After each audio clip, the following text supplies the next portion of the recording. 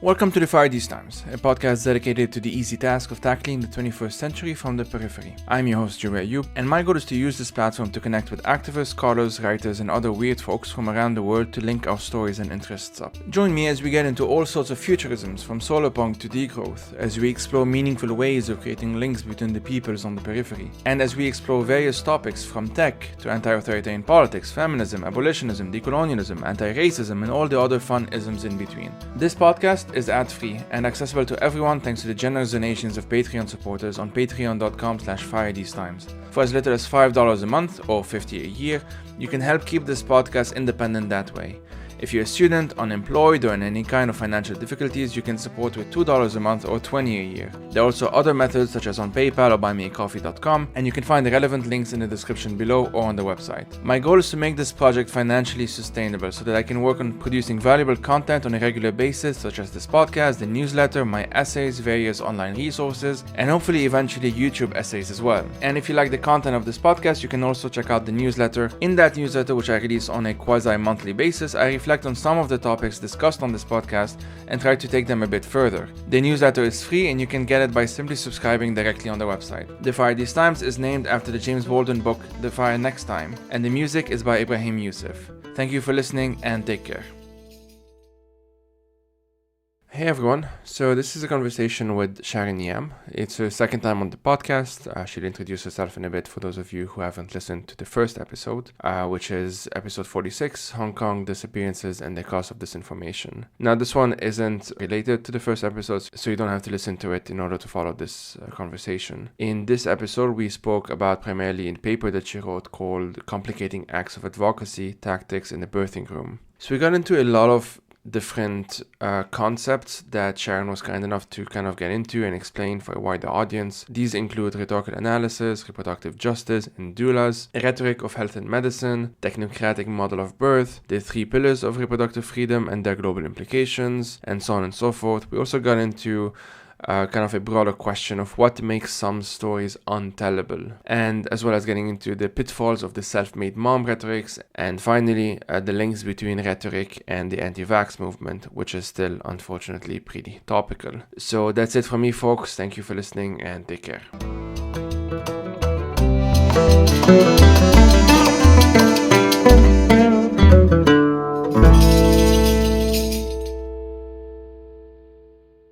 Hi, my name is Sharon Yam, and I'm an associate professor at the University of Kentucky in the Department of Writing, Rhetoric, and Digital Studies. I'm also a faculty affiliate in the Gender and Women's Studies Department and the Center for Equality and Social Justice.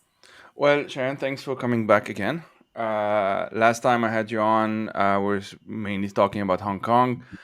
For those listening, that's episode 46. It's called Hong Kong Disappearances and the Emotional Cost of Disinformation.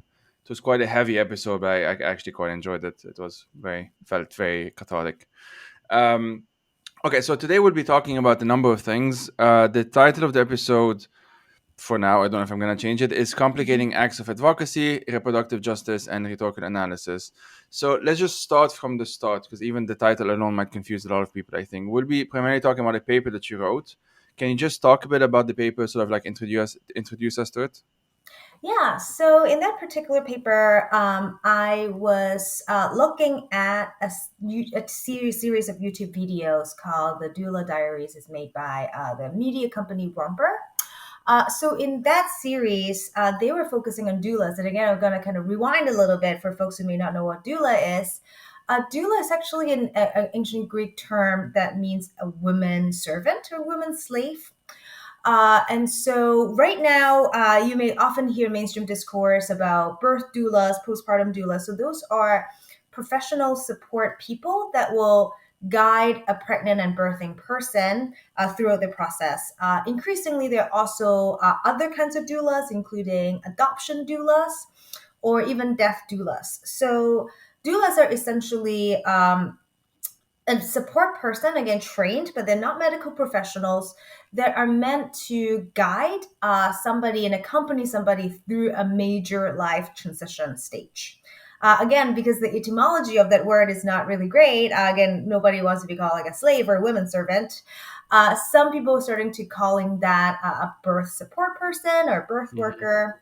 And so the YouTube series that I analyzed, they follow several different birth workers as they support different kind of pregnant and birthing person. All of them are in a heterosexual relationship, but a big portion of them are women of color, especially Black women. So in my article, I was analyzing these series of videos because on the one hand, they did an amazing job representing how birth workers are able to support, in this case, women of color that are disproportionately being targeted by obstetric racism. But also on the other hand, video series like this one kind of reinforce the idea that only heteronormative and nuclear families exist. And so by applying what I call a reproductive justice oriented framework to study that, I'm able to kind of also simultaneously recognize what this video series is done well, but also at the same time, what kind of family formations they are marginalizing. Right. That's honestly really interesting. And how did you go from rhetorical analysis to thinking about the link between that and reproductive justice? What does that sort of look like for you? So I again my first interest started is that I'm interested in the ways in which birth workers advocate for people. Again, as a rhetorician, we think a lot about advocacy and persuasion, right? Right. So there's a tricky thing that happened with birth workers is that they are not medical professionals. So when they go into a hospital setting, they are really just kind of on the whim of the medical provider, can, at a drop of a hat, say that I don't like your presence, you're out of the birthing room, right? So in those instances, if they got kicked out, then they won't be able to advocate for their marginalized clients. But on the other hand, if they were to stay there and not say anything overtly, even when there are instances of medical racism, then they're also not advocating and not necessarily doing their clients any favor. And so, as a rhetorician, I was really curious as to how birth workers, and most of them women, navigate this kind of tension. Like, how do you advocate without being confrontational?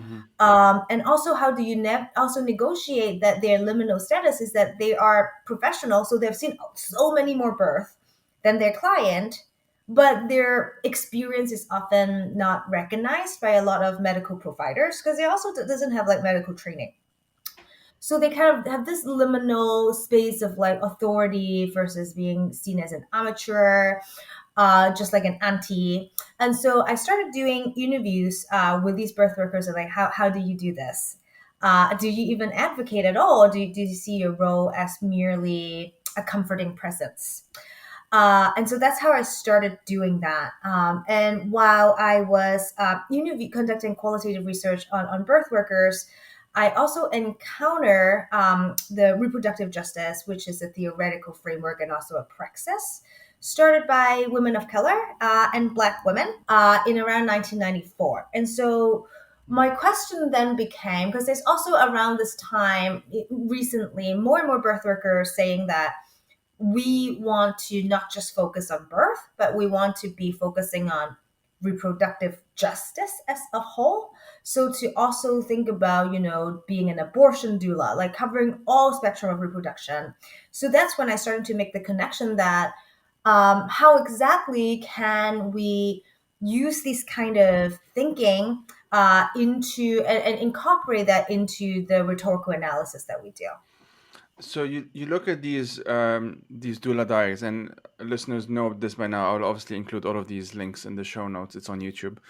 Um, how does one? What are some common? I don't know if that's a weird question, but what are like common motivations for someone to want to become a doula? Is it like a happenstance? Is it like a generational? Like I did it because my parents did it. That kind of thing. How does it happen? Oh, so this is interesting.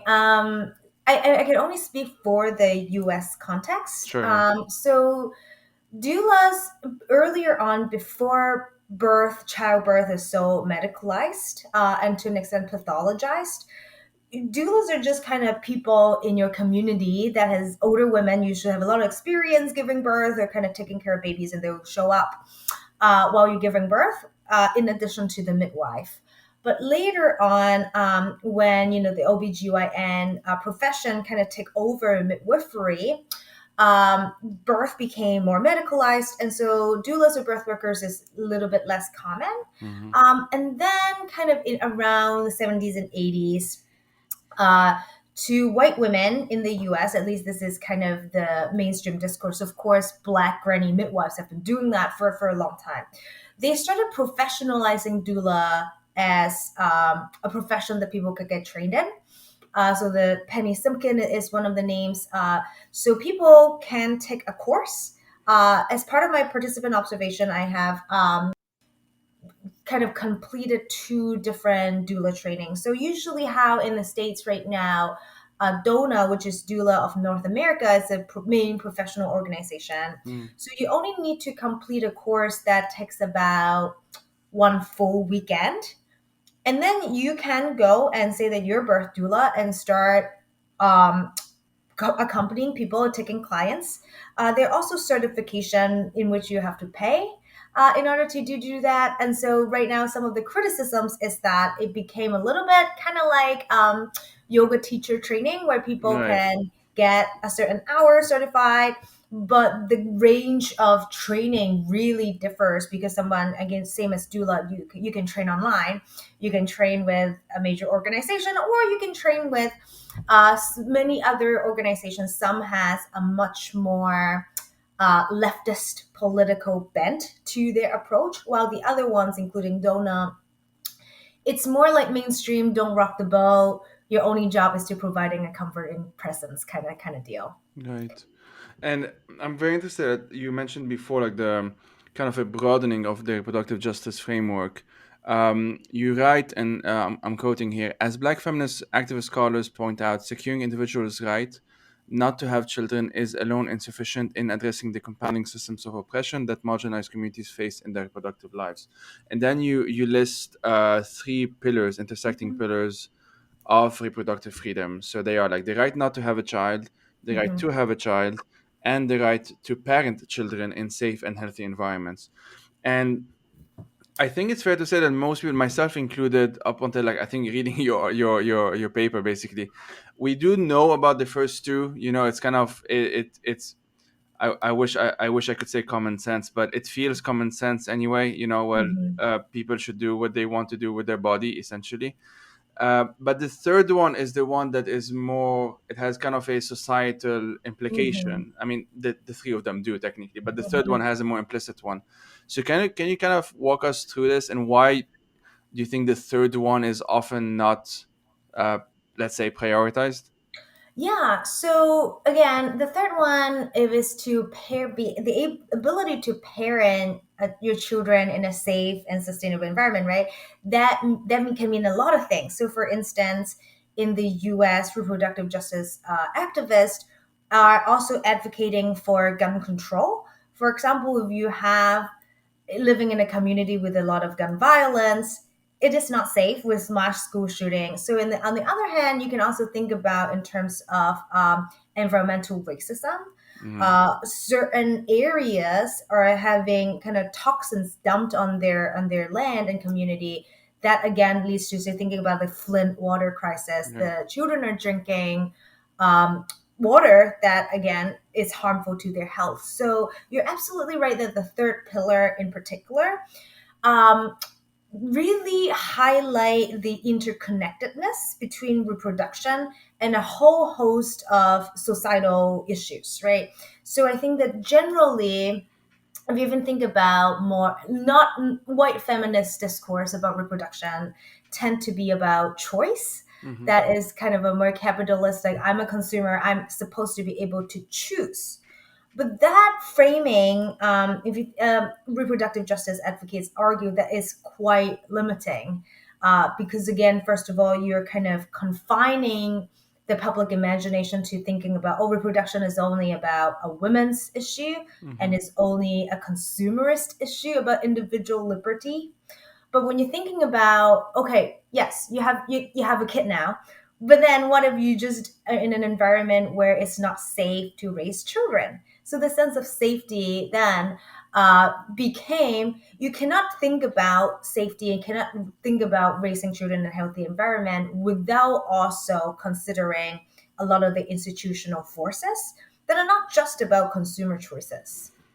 Yeah, and the justice aspect is key, I guess, because I can easily imagine and unfortunately, this is where my brain takes me, but I can easily imagine a conservative family saying, well, the right to what was it like to parent children in safe and healthy environments, actually reinforces the quote unquote traditional family, Mhm. the usual stuff that we often feel from the right. So in addition to this, it's important to emphasize, which obviously you're doing, the justice aspect of it, because it's Mhm. a society. There are lots of societal implications from something as simple as, well, okay, it's important to have the right to want to choose to have a child or not to Mhm. have a child. That's obviously very important, but where the child is actually going to grow up is as Yes. important, if not more important, basically.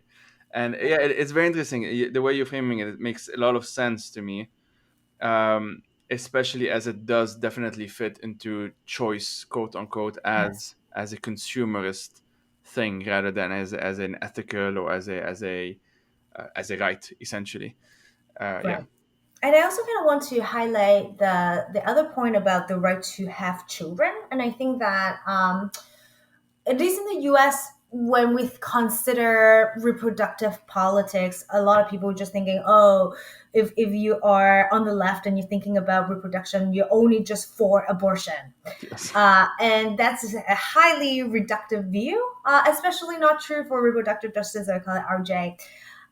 Again, RJ have this one pillar on the right to have children, and that connects to a long history of eugenics, a Hmm. long history and ongoing actions in sterilizing incarcerated people, women of color, especially Black women.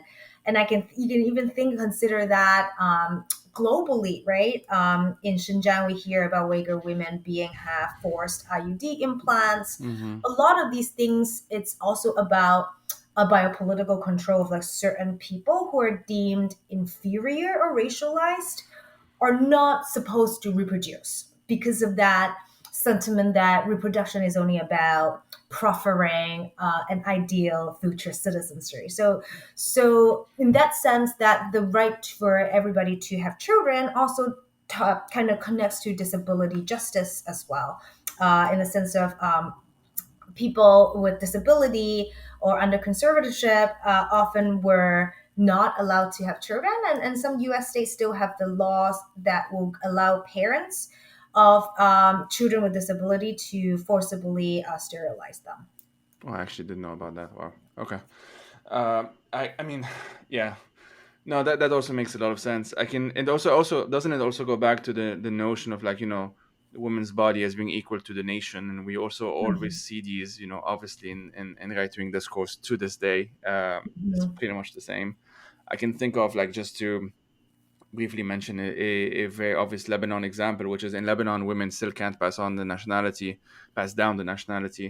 Um, and the reason, quote unquote, for that is actually because everything is sectarian in Lebanon. It goes back to the fact that I'm not gonna get too much into it, but it's about, like, let's say a Lebanese woman married to a Palestinian man or to a Syrian man. The politicians who are against this don't want those Syrian men to become Mhm. Lebanese, essentially, and so it becomes depriving the Lebanese woman from her right to pass on the citizenship because she made the quote unquote choice, or the mistake, let's say, Yeah. of marrying a non-Lebanese in this context. So yeah, we can really go through different Yeah. examples, but yeah. Um, 1 second. So okay, so there's this other thing. This is the maybe more academic one. So help me out as much as you can on this, Correct. because broader audience and stuff. And I want people to understand what I'm saying, because I always worry that I'm confusing myself and others in the process. But so you write that reproductive justice's intersectional orientation has the potential to enrich studies in the rhetorics of health and medicine, RHM. Okay, can you sort of explain that, if that's okay? And then I have a kind of a follow up. Yeah, so rhetoric of health and medicine is a kind of subfield in rhetoric that looks into discourse surrounding usually the body. So that include looking into medical documents, patient menus, and some recent hot topics include some of my colleagues like to study why do people who are anti-vax, what arguments do they make? And when we combat them and try to give them facts, is it rhetorically actually effective and change their mind? So those are kind of some of the questions that RHM scholars look into. And one reason why I was making the argument that, say, reproductive justice as a framework has a lot to offer is that you can kind of think about discourse in health and medicine. We cannot separate that from thinking through in terms of people's positionalities, respective privileges, and marginalization. Mm-hmm. And so reproductive justice as a framework really allow us to think through that because it's founded by Black women, Indigenous women, and women of color. They are intersectional, again, using Kimberly Crenshaw's here, occupying kind of multiple nexus of marginalization. So they know that, yes, as women, we're marginalized in one way, but our experience is not the same as a white woman's experience. So blackness or indigeneity, all of these things, and then plus social class, all of these things are kind of impacting how they are being acted on by dominant medical institutions and practices. So my argument here is that when we study these rhetorics of health and medicine, if we don't also think through how the community members and community stakeholders are differentially being impacted by it, we're missing kind of a big chunk of how biopolitics work. Right. And so, okay, so there is this. The follow up was there's this sentence that you wrote, which is when analyzing the rhetorical effects of medical documents and practices on birth, rhetoricians who adopt an RJ, so reproductive justice informed model, will address the cis heteronormative assumptions in pregnancy and birth discourse and interrogate how non-normative users interact with these artifacts based on their specific lived experiences compared to mainstream audiences. And so, from what I understand, is it's not just treating people who are non-normative as special cases, quote unquote, but actually like their experiences as being as valuable as legitimate, essentially as valid Yes. as anyone else's experiences. And through that, if we take that framework and use that as our base and a base assumption, Mhm. question what is considered normative, what Yes. is considered Yeah.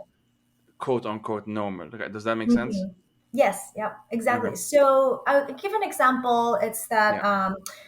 there is a report called Battling Over Birth in which the researchers conduct community interviews and focus group with a large number of Black women in California, asking them just kind of a wide range of questions about their pregnancy and birth experiences. And a lot of the women said that they hesitated and some choose even not to go to seek medical tests during their pregnancy. And so I think on first glance, if for someone with privilege, would be like, oh, these women, again, if you have a racist overtone to it, maybe like these Black women, they may not, they don't understand they're irresponsible to themselves and their fetus.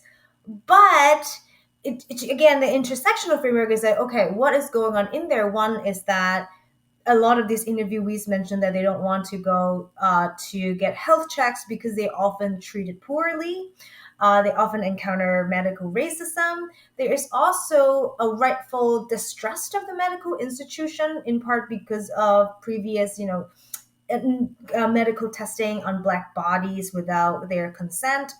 And so if you kind of think about it that way, the mainstream protocol of, oh, when you get pregnant, you go to your OBGYN and get tested and get health checks, that on the surface seems like a no-brainer. But if you kind of consider that from a more historical and intersectional perspective, you're starting to see why just telling people to go get your pregnancy checked out, that blanket statement is just not relevant to a lot of people's experience.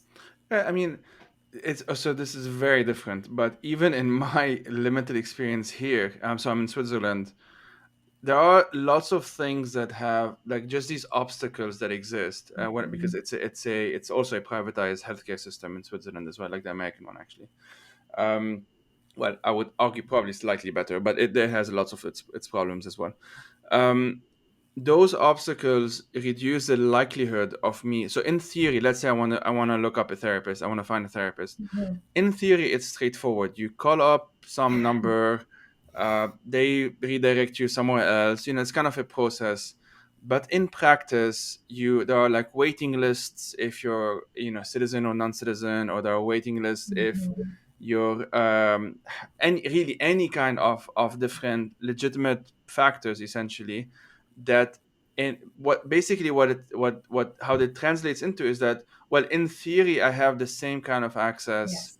as other people. And again, I'm nowhere near kind of the worst case scenario here, but like in theory I have access to the same kind of stuff, but in practice I Mhm. don't. And it's that kind of thing where if we focus on those experiences, then we then re-question why are there these obstacles in the first place, why are and then it kind of can scale it up essentially, if that makes sense. Yes, exactly. Again, I think that again, using this more intersectional framework and thinking about why non-normative people often don't feel comfortable utilizing dominant institutions, it kind of prompt us to question mainstream practices. We assume that they are just regular protocols. So in my interviews of birth workers, a lot of the times they said that their role is to question hospital protocol.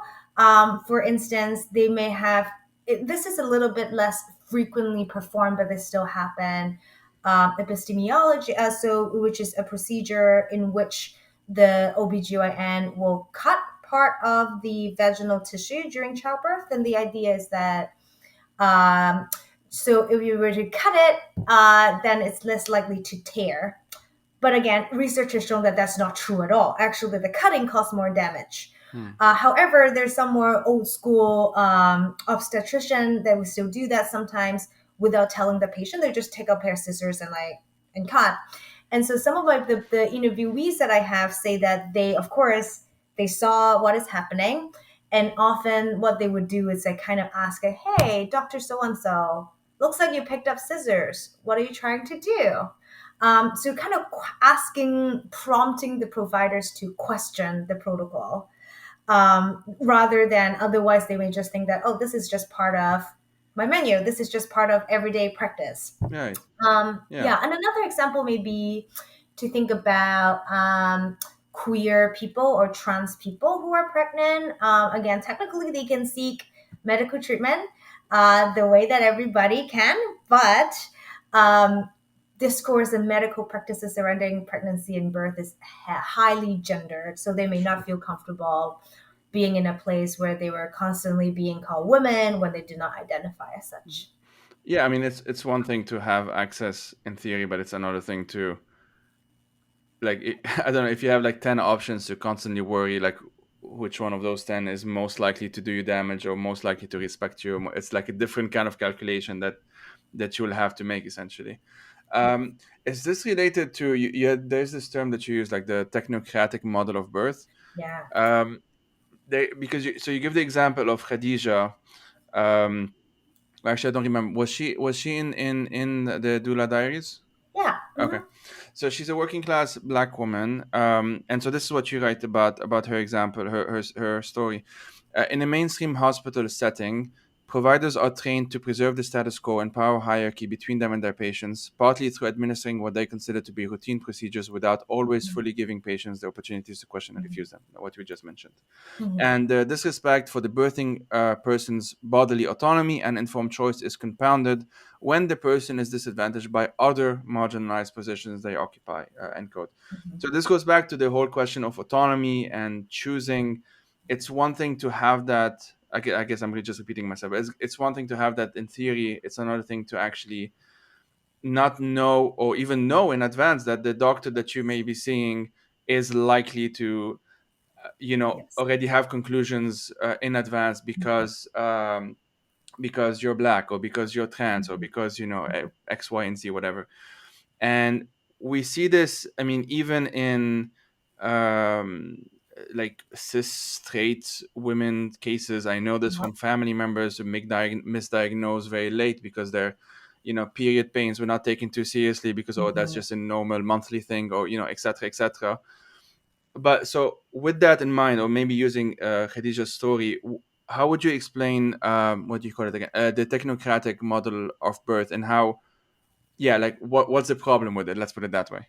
Yeah, so that concept, it's termed by a medical anthropologist, Robbie Davis Floyd. So she distinguished a technocratic model from what she called a more humanist model, and then in between you have a blended one. So technocratic one, it's training doctors as if they are always following a specific set of protocol, and so you value efficiency and you value certainty. So then, for instance, you often hear doctors saying that, oh, you have to be induced at a certain week, otherwise your baby will be too big and it will be dangerous. And again, research actually shows that that's not always true. And in fact, a lot of the cases, even if you're not induced, it's okay. Or that some hospitals and some obstetricians have a much higher rate of going through a C-section, in part because C-section is a surgery that can be scheduled, so you know when it's going to be done. Versus if you have somebody do a vaginal birth, especially the unmedicated one, you have no idea how long you may be held up. And so, a technocratic model, again, you can think about it as valuing more of a commercial model, thinking of the body as if it is a machine. So if you're not doing, your body is not doing the way that the textbooks, the protocols are supposed to be doing, that might be something wrong with your body. So we're gonna do interventions to fix it. And so they're not necessarily seeing the patient or the birthing person as a person that is not just having a mechanical body. And so a humanistic view, on the other hand, it's again a more holistic lens of seeing that. And so thinking about, yeah, somebody may not opt for an epidural, which is it's an injection put up through the spine that will numb you from the waist down. Some people may not want that, or offering a variety of pain management, and also not using medical interventions as quickly just because a birth is not progressing according to the textbook. This completely ties into like the what we started talking about, the societal implications, because I mean, for one, those we often hear a lot of stories of how why are certain procedures financed better than others, and there's almost always like a gender and or a racist and or a class, Mhm. component to it. um, Very straightforward things like, under research in endometriosis, which is something that Mhm. recently, because of a family member, is recently something that I'm trying to learn about. um, and stuff like that. Yeah. And also the notion of the, if I understand correctly, like the sorry, what was it called again, the technocratic model, not just of birth but like in general. It's also like, you only have a certain allocated amount of time because Yes. it costs money. And then it goes back to what is insured. If you live in that kind of Mhm. healthcare system, and other some Mhm. stuff, you will actually have to wait a bit longer, because I can, very basic examples like, my insurance this year runs at the finishes at the end of this year, and then there's a new one starting January. So if I met my primes, I want to, I can see the doctor now in December and it will be covered, and if I see the doctor in January, it's not covered anymore. Mhm. It's very basic stuff like this, and obviously you can scale it up, and you can, using the intersectional Mhm. framework, include all of those other factors. And I guess, sometimes, maybe naively so, but a bit baffled that this isn't more obvious. But okay, so that being said, um so this is gonna be a weird pivot, but bear with me.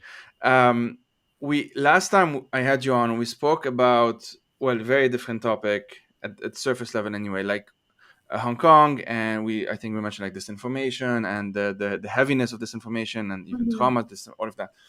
I'm kind of curious in a kind of a purposefully abstract way. of, because you talk a lot, you mention stories that are untellable, right? Like there are stories Mhm, that you tell the stories of those people that are deemed to be untellable. And so very broadly, my question is going to be broad just to kind of give you the space to yeah. talk, say whatever you want.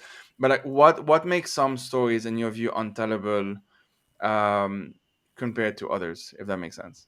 Yeah, so I remember writing in that line in my article I wrote about certain birth stories are not tellable, which kind of it's what make the Doula Diary, despite some of its flaws, a powerful documentary. So certain stories are untellable in the sense that it does not fit into the mainstream imaginary of what that thing should be. So, for instance, you may tell a birth story that have struggles, but you ended up having this healthy, beautiful child, and you then live happily ever after. But the untellable stories from some of my interviewee was like, sometimes what if the ambivalence with a pregnancy or the struggles with postpartum, feeling like the depression, Right. feeling like maybe made a mistake, I don't want this child, or trauma that was induced during the birthing process. So those became untellable, or if they were told, the person often experienced a lot of shame, in part because their stories do not fit into the narrative of what we want to hear. And that again also ties into other aspects of the rhetoric of health and medicine. For example, a colleague of mine wrote about what kind of narratives we want to hear from cancer patients. We often Mm. want to hear that they are resilient and they continue to do Survivors, things all and are right. inspired. Yeah, and are inspiring. Anything else were rendered kind of just either liminal at best or kind of abject at most, to be like, why is this such a perverted narrative? So birth especially is another one, and I would say that is there also a trend of called kind of the self-made mom, which is, if you it's a whole genre of YouTube videos and Instagram posts of women having home birth without any medication, without, because it's called free birth. Right. So the narrative there is that, by going through this free birth, you tapped into this biologically essentialist like women power. And so if you have not gone that route, if you have used an epidural or have a C-section, then you're somehow not as womanly, or you're not as strong and not as good a mother. So that kind of Mm. assumption also makes medicated birth, for some people, like they don't want to talk about it because it doesn't fit into that imaginary of like this powerful woman having a natural birth experience. Which goes back again to, you mentioned the self-made thing. It's, I mean, it's incredible how many things go back to that of yeah, like individual choices, individual thing is just you, and if you don't do it right, that's basically your fault. And Mm-hmm. just to, because you mentioned it before, and I feel like I can't help but ask that question about the anti-vax stuff, because I mean, Switzerland has, I think, comparable rates of vaccination to the US, which is relatively low to other places. Mm-hmm. So, and it's not exactly the same kind of dynamics, but there are certain dynamics that are similar that I can definitely see here as well. Especially the sort of intersection with far right stuff, which we're seeing Mm-hmm. more and more about, more and more of. I mean, in Switzerland, but in France as well. I think in the UK Yeah. as well, and Germany for sure. You mentioned that there is kind of a whole, I don't know, maybe like a field of study, or at least lots of people are asking the question of like, well, how do we talk to someone who would identify as an anti-vaxxer, for example? And there is that question, and I know that just throwing facts often doesn't work. I know this from just like other aspects, that other, Mm-hmm. let's say, situations that in many ways are even darker than the anti-vax stuff, although it's getting darker in that sense as well. Um, what are, from what you know anyway, what are certain, I'm not going to say tips because that doesn't make much sense, but what are certain practices that, if someone listening does know someone who is anti-vax, or um, let me move this way. You because you study the link between reproductive justice and rhetorical analysis. What are certain things that rhetorical analysis can offer, let's put it that way, even maybe RJ framework can offer us in tackling that issue? Let's put it that way. Yeah. So, for instance, my colleagues who study that, again, I can kind of email you the link later, had found that they were looking into internet forums of people who are like arguing with each other. Often the issue is that they are fundamentally occupying different kinds of truth realities. So you can see that happening not just with vaccine, but also, for example, the US, the election, whether the election is fraudulent, is that some folks do not see certain evidence, or in this case, scientific evidence, as credible. And so when one group is seeing anecdotal evidence that, oh, my friend's kid got autism, and so I don't, after getting vaccinated. So that's also highly ableist. But they're seeing that as an evidence base. So they already have distrust of authority. And then here you are quoting the CDC to them. It's going to make them double down, because essentially in rhetorical theory is something called stasis theory, which is in ancient Roman court. When in a court case, when you're arguing something, they often will ask you to go through 4 questions. One is like, is there a problem? Second layer, what is the definition of the problem? What is the degree? So if you don't do anything about it, what will happen? And the last one is like the policy, and like what should we do about it?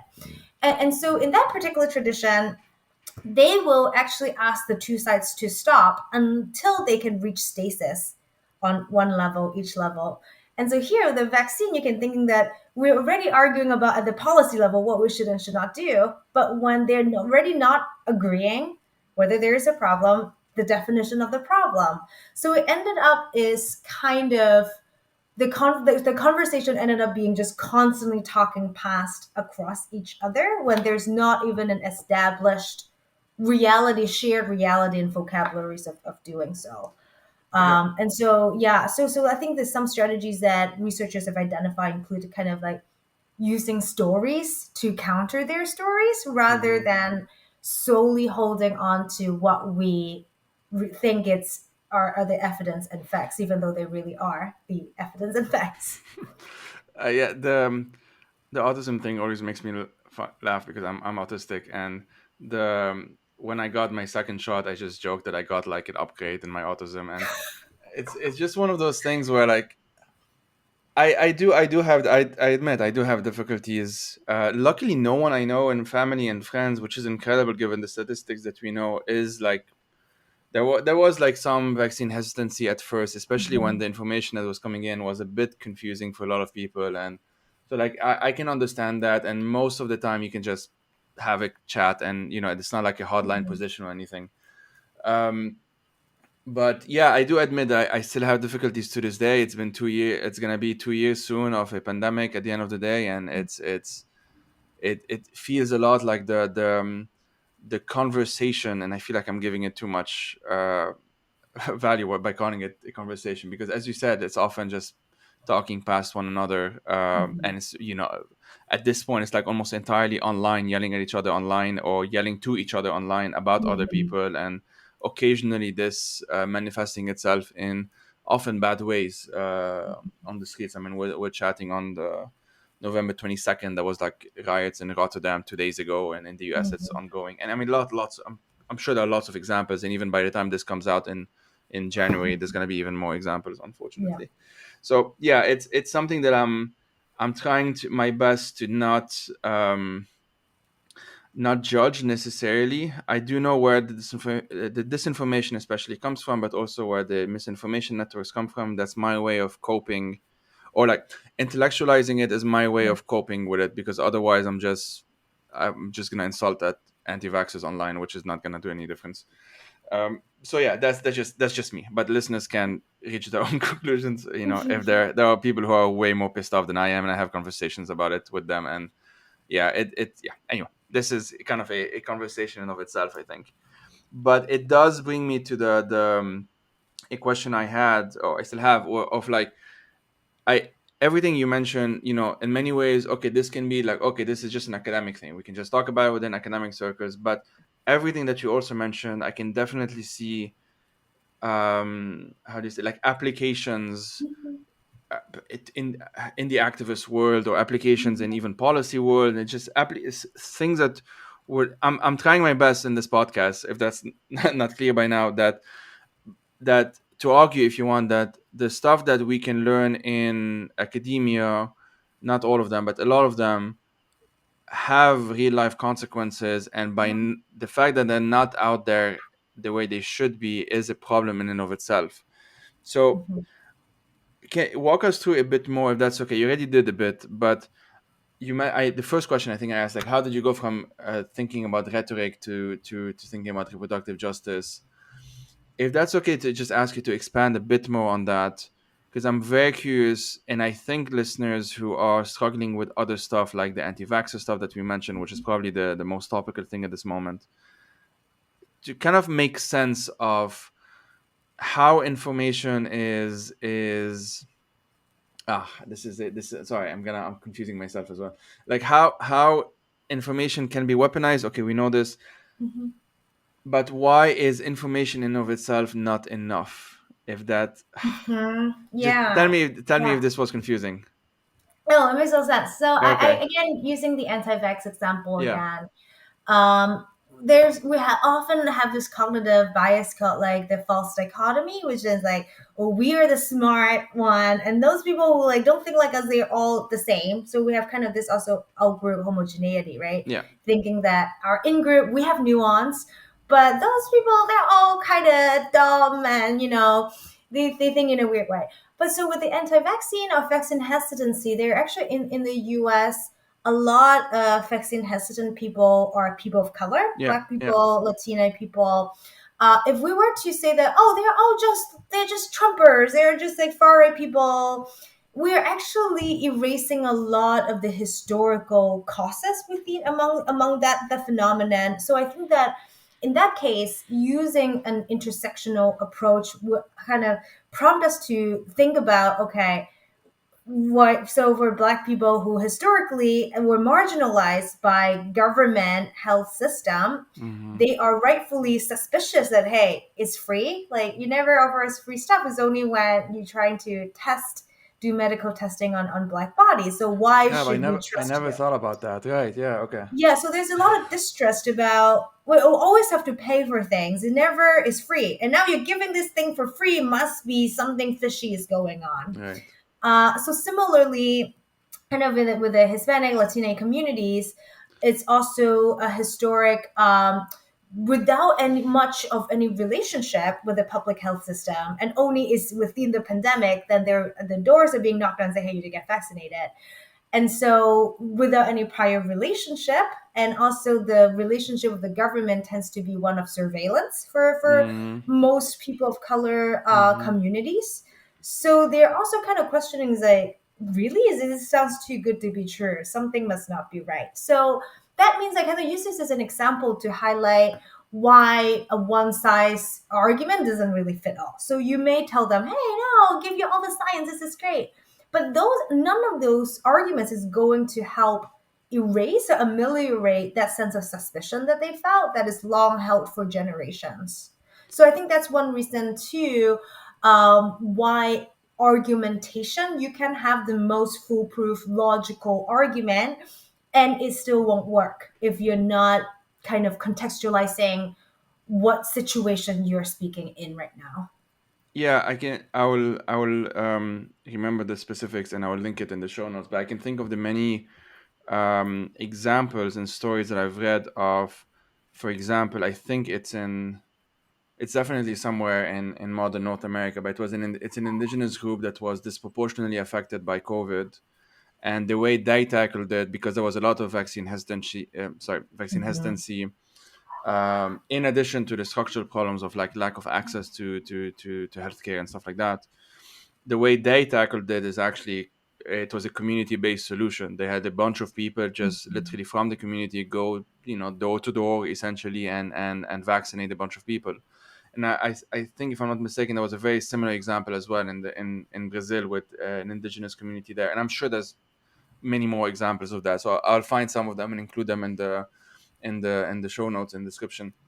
And I guess the lesson there is pretty obvious, that if part of the problem, and I'm putting aside the far right stuff and the stuff that kind of like, which I think a lot of people are what they think about, and it is a problem and probably going to become more and more of a problem.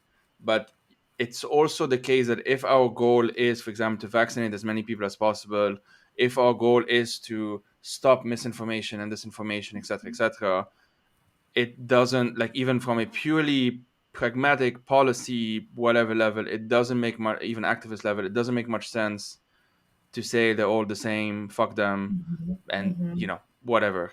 And I say this with a lot of caveats because, again, I don't think I'm particularly good at this. I do think I'm someone who, I'm very impatient, I'm very tired, I admit it. But because I admit it, I also don't participate online in that kind of discourses because I feel like I'm not gonna be very good at it. So but or when I do, I have shared that story of the indigenous community, for example, because that feels like, well, maybe this is one way of actually dealing with it. And I also thought, I forgot the name, I will remember it again, and sorry, I'm bad at this, but I put it on the show. There's a podcast that is entirely, it's hosted by two African Americans, I believe, and it's entirely about conspiracies in the African American community. And so it's like comedy as well, so like they joke about it, and it's like, a lot of things about the man and stuff like that. But I'm fairly convinced, if I remember correctly, there is also an episode on the anti-vax issue. And I'm sure, I remember they tackled it in a very nuanced way, in a very way that like feels like it. They would persuade people instead of convincing people, if that makes sense. And this, I mean, it feels that this is the way to go, if that makes sense. Yeah.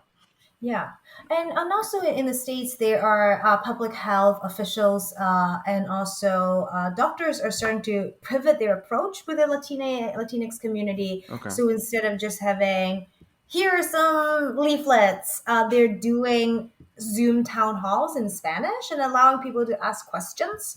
Having also Latinx medical providers answer some of the questions. Sure. Yeah. So those they this particular approach, the public health officials, like, yeah, it's not going to be fast. I think another thing is that, again, we're thinking, connecting back to the technocratic model, we want efficiency. We want it to be like, we just roll out something and then it will work in a large scale. But you can think about it having community-based outreach, community-based approaches. They're kind of by definition small and not necessarily like at a national level. So often the tension is like, we can gradually scale up and hopefully that one community will kind of spread the information out, but it's not really the dominant preference, which is like to do it fast and scale up immediately. Yeah. Which I mean, I completely agree that this is, it feels like this is the way to go. Which poses kind of the question of like how to do this when time is of the essence and when there is this component, and I mean, it's that's probably for smarter people than me on this. But anyway, the so just go back to RJ and to reproductive justice in general before getting to the book section. Gonna finish the episode. Um, what are certain other venue, like in your research, you went through all of the stories, the Doula Diaries and other examples, and you went through statistics and a bunch of data and stuff like that. What are certain what are certain questions that came out of that research that you maybe one day would get into? What are sort of like open questions, if that makes sense, that, because I can imagine the more you dig deep, the more questions are gonna arise from, well, intersection framework by definition tries to be as inclusive as possible. So what are certain like future venues, if you want, of exploration for you when it comes to the link between reproductive justice, and rhetoric or rhetoric analysis? Yeah, so right now I'm actually collaborating with Dr. Natalie Fixmer-Oritz at the University of Iowa on a book project on RJ. So that particular book project, we are kind of looking into the gender and sexuality and the language aspect. What we're finding, again, we talked about how practices and mainstream discourse on birth and pregnancy is so gendered to the extent of often assuming a sense of biological essentialism, like, oh, the women body can give birth, and we'll have something called like the orgasmic birth from the midwife in a May Gaskin. But on the other hand, non-binary people, trans people give birth and get pregnant too. And so our question is that there are reproductive rights organizations that insist on using the word women rather than people. So, including reproductive justice, some activists, Black women activists, Indigenous women, their argument is that if we were to move away from this women-centered language, then we are erasing part of their experience and oppression that is based on their gender identity.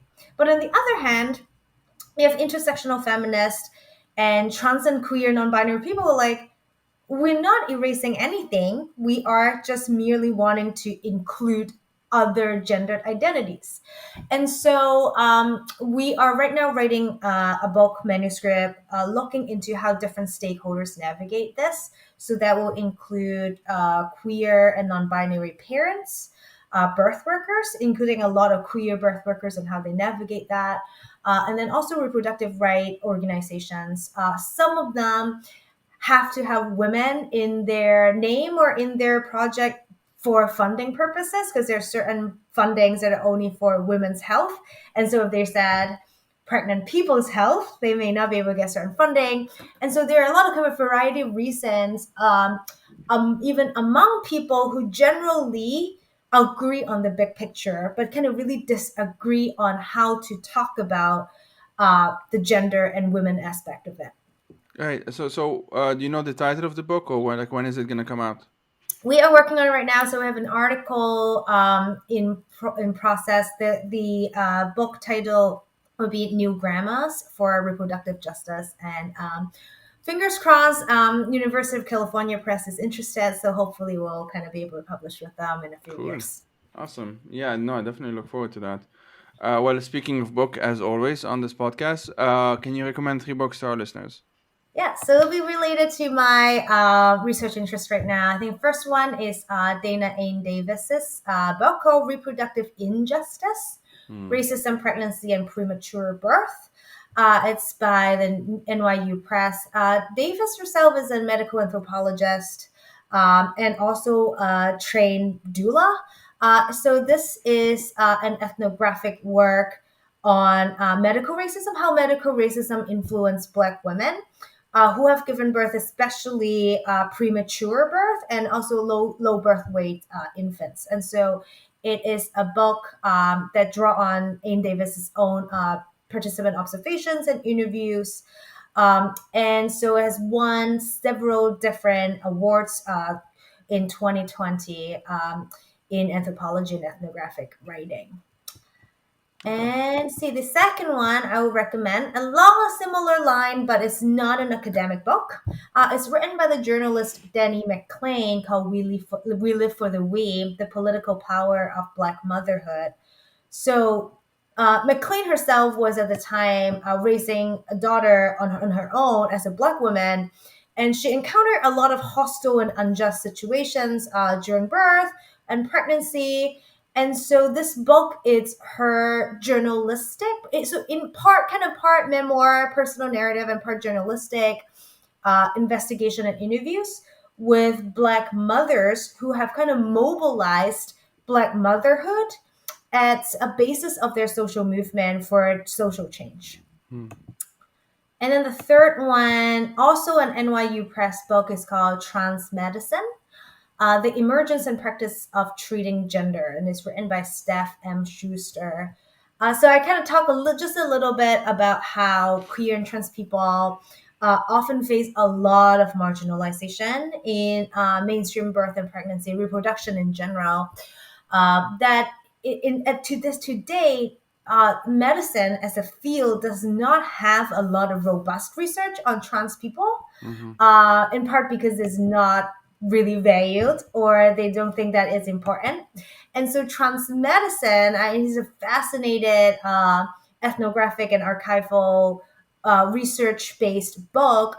So Schuster were attending medical conferences, interviewing medical professionals who practice transgender medicine and looking into archive as well into historical changes and current approaches to gender affirming care, and focusing in part on how existing stigma against trans people influence the research or the lack thereof, and also treatment plans. Essentially, it's showing that even physicians who are practicing trans medicine, a lot of them don't really know because they're lacking in research. So it really rely on the physicians' like individual gut feelings and their personal approaches, which again, of course, shows a big limitation in gender affirming care.